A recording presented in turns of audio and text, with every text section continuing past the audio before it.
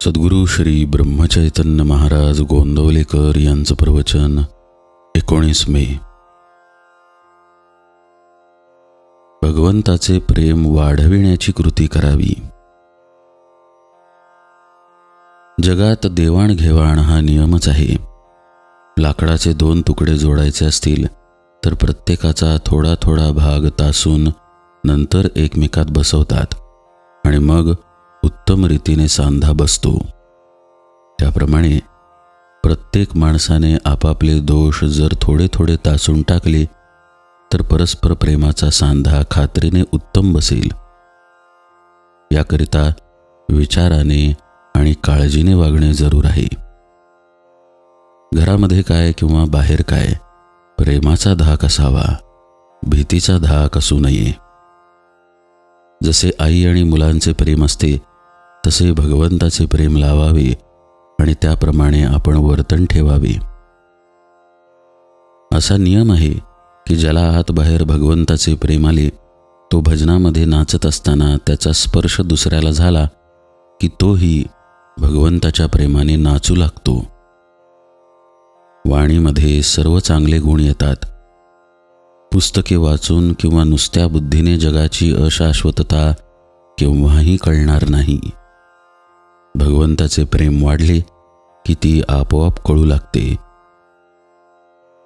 एखाद्या माणसाचे तोंड आल्यावर पोटामध्ये भूक असून सुद्धा त्याला खाता येत नाही किंवा अन्नाला चव लागत नाही, त्याप्रमाणे आतमध्ये भगवंताचे प्रेम असून सुद्धा आपण बाहेर प्रपंचामध्ये आसक्त असल्यामुळे भगवंताच्या नामाची गोडी वाटत नाही।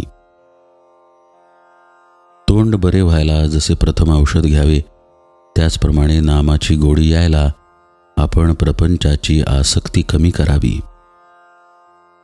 ही प्रपंचाची आसक्ती सोडणे किंवा कमी करणे हे फार कठीण काम आहे।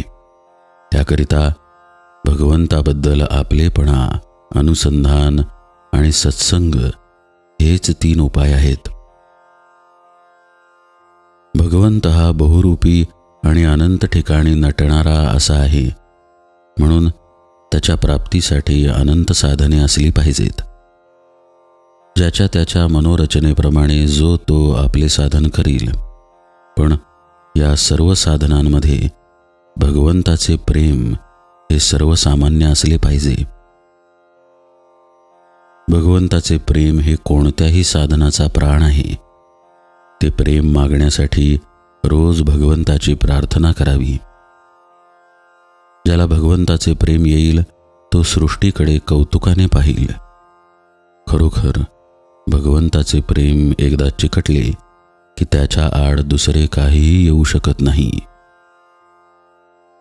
भगवंताच्या नामाला नीती हे पथ्य आहे। ते सांभाळून जो वागेल त्याचे भगवंतावरचे प्रेम वाढेल।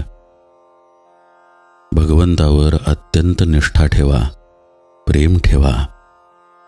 भगवंत हा कष्टसाध्य नसून सुलभ साध्य आहे। जो हीनाहून हीन आणि अडाण्यातला अडाणी आहे त्याला सुद्धा मिळणारा असा भगवंत आहे। ज्याला भगवंताचे प्रेम यावे असे वाटते त्याने नाम घेणे हाच एक मार्ग आहे। जानकी जीवन स्मरण जय जय राम।